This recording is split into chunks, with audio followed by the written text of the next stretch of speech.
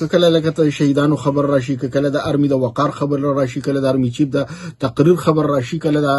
د ارمی د قربانو خبر راشي، د سکیورټي فورسز د قربانو خبر راشي، نو داسې یو خلک راپاسي هغه په دې سيزونو باندې نیوکه کوي.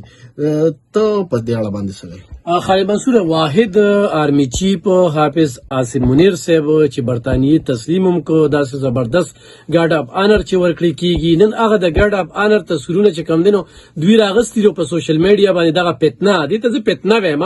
دا مل دشمنه خلک دي چې هغه لګیا دي او پاغي باندې قسم چې کم دینو ټویټونه کوي او قسم کمنټس په کوي. بل خبردار چې دوی الته کې د احتجاج اعلان وکړو،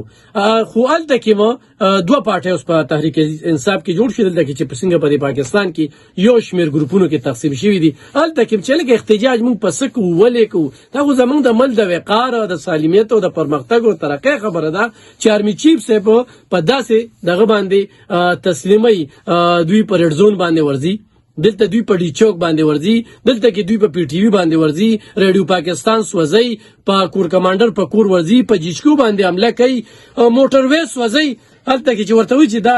لین باندې کراس کوي کنه نو بس هاندز اپ په کار د چې دی خلاف کاروي وشي او دغه کم چې ټویټ شوی دی یا کم چې دغه شوی په دې قانوني کاروي په کار ده او په داسې موقع باندې د عمران خان موقف په کار دی. ګوره چې اوس هغه دا وی چې د سعودي عرب حکومت خلاف یا د مذاکراتو متعلق یا د پارټي د پالیسي نو خدای اوس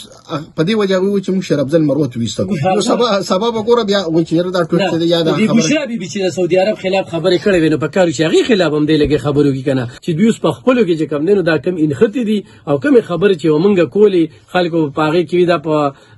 بوس کې لګیا دي دا په دې باندې لګیا دي نه هغه ټول خبره چې کم دي خپل ترمنځ د جنید اکبر خبره وره د ثوابه په جلسه باندې څه خبرې کوي چې دلته کې څه کار شوی دی. مریم نواز دلته کې یو جلسه وکړه،